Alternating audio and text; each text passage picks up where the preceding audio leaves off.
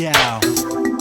LV. Good day, I'm your humble narrator SideWaysThinker, and I'm just here with another episode of That There Enigmatic Entity, a series in which I discuss the more uncanny video game characters. Today I will be starting another two-parter, in which I discuss a trio, or duo, of deeply unusual but interconnected characters to be found in the Atlas romantic horror puzzle platforming game, Catherine. First, a warning. Due to the nature of this character, and of this series generally, there will doubtless be some major spoilers regarding Catherine. If you don't want the plotline spoiled for you, stop watching the video now. For the unaware, Catherine is a unique title developed by famed Japanese game company Atlas, who are perhaps known best for their Persona game series, a series which will have at least one Enigmatic Entity video devoted to it. Catherine can best be described as a puzzle platforming game with a heavy emphasis on its narrative, which is itself a strange mix of comedy, horror, and romance. A suitably odd and high-quality game, which, in my opinion, is fit to take its place alongside the Persona series as some of the best video games in recent memory. In the game, there are two worlds that run parallel to each other, both of which involve the main character, Vincent Brooks, though initially the interaction between the two is very limited. In the daytime waking real world, Vincent Brooks is entirely unaware of the horrors and trials that beset him in his nightmares, until later on in the game, at which point he, for reasons unexplained, begins to remember glimpses of information from the nightmare segments. During the nightmare segments, you control Vincent in his dreams, as he is forced to climb the tower in the Great Trials. This takes up the vast majority of the game. Between each level of the trials, there are landings, upon which you can meet and speak with various sheep, who are in fact other people climbing the tower that Vincent merely sees as sheep, though it is clear that they see themselves as human and Vincent as a sheep. This is one of the major connections the two worlds have to each other, as many of the sheep have the same voices and defining characteristics of characters that can be spoken to in the waking parts of the game, all of which take place inside of the bar known as Stray Sheep. While it is optional to talk to the other sheep and patrons on the landings and at the bar, it is recommended, as your encouragements can save them from death in the trials, and thus save them from death in the real world. If it seems like I'm wasting time by going into unusual depth about the game's mechanics, that'd be because I am. Due to the fact that I'm discussing three separate characters in this two-parter, or two technically if you want to get pedantic, I'm not certain of which one I should tackle first. I suppose I should talk about the most obvious and clear-cut character first, and the only one whose nature is learned, at least in part, as a part of the main story. This first character is Boss, or Thomas Mutton. Boss is a character who, for the majority of the game, seems intensely unimportant. Like Erica, a woman who works at the bar and who is a friend of Vincent's, he never appears in the nightmares as a sheep, and seems to be in the bar purely to give the player another interesting character to talk to in the waking sections of the game. As an aside, it may be of interest to you that Erica is actually a transgender person. When in high school with Vincent and his other friends, Erica was a man and known as Eric. It is never stated explicitly by the characters in the game until the K. Catherine True ending, but it is heavily implied on several occasions, and she is listed as Eric Anderson brackets Erica brackets in the credits section of the game manual. Anyway, back to Boss. Despite Boss's apparent unimportance to the actual story of the game, he is easily, in my opinion, one of the most enjoyable characters for the majority of the game, and indeed maybe one of my favourite game characters to date, tied most closely with Vincent from Silent Hill 3 and Igor from the Persona series. He spends almost all of his time tending the bar of Stray Sheep, a bar which he himself owns. Very little is found out about Boss until the climax of the game's story, the only knowledge of Boss being that he at one point cheated on his wife, though he admits to still loving her despite her hating him, and that he was a very heavy drinker in his 20s and 30s. Both of these he reveals to the player himself. Everything else heard about Boss until the climax is hearsay from Erica, who is known from the get-go as not being particularly trustworthy about information, given that one of her defining traits is the constant spreading of rumours. At the climax of the game's story, when it is implied that C. Catherine, a succubus from hell summoned to tempt men away from their wives and send them into the trials, may not be real at all, but rather a fragment of Vincent's imagination, Vincent undergoes a breakdown as his girlfriend of several years, K. Catherine, has left him over an affair which may have only taken place in Vincent's head. Everyone else Vincent knows confesses that they can't remember ever seeing C. Catherine, pushing Vincent to the point of hysteria with the fear that he may have lost everything over nothing, until he suddenly remembers that, in C. Catherine's first appearance in Stray Sheep, she had spoken to Boss before speaking to anyone else, a moment which I thought was pretty clever as far as modern game storytelling goes. Upon realising this, Vincent charges to Boss and grabs him by the lapels, threatening him with violence until he finally admits that he did indeed see C. Catherine. In what is one of the funniest moments in the game, he assumes that Vincent had figured out everything,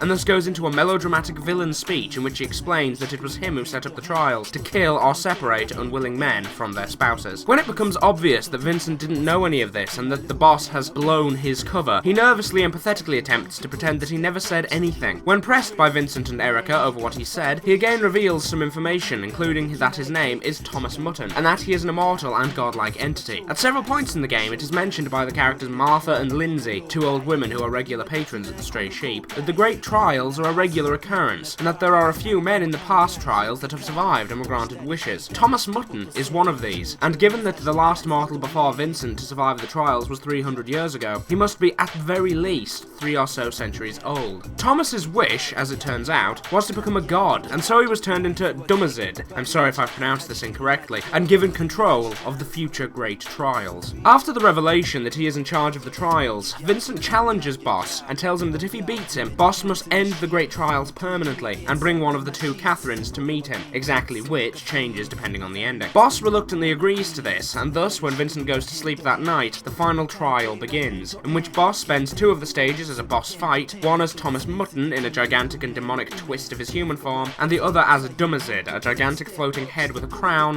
1 giant eye, and a beard made out of a large crowd of sheep, desperately attempting to hold on. After his defeat, his ultimate fate depends on which ending you get, none of which I will spoil for you. That is all I can say about Boss, or Thomas Mutton, or Dumazid, for the moment. There is however one statement that he makes at the very end of the final gameplay segment of the main game, which may be of interest. Before being defeated by the light which exits out of the door at the end of the final level, he calls out that he is the consort of Ishtar. This doesn't seem initially to have much importance, however, as I will go into, if you look deeper into the game's storyline, it becomes very important indeed. However, that will be the subject of the next episode. Well, that's going to be all from me for now. I've been your humble narrator, SideWaysThinker, and as always, keep calm and carry on. Good day. The sheep, 1, 2, 3, get sucked in my sheets. これは現実、それかdream。混ざる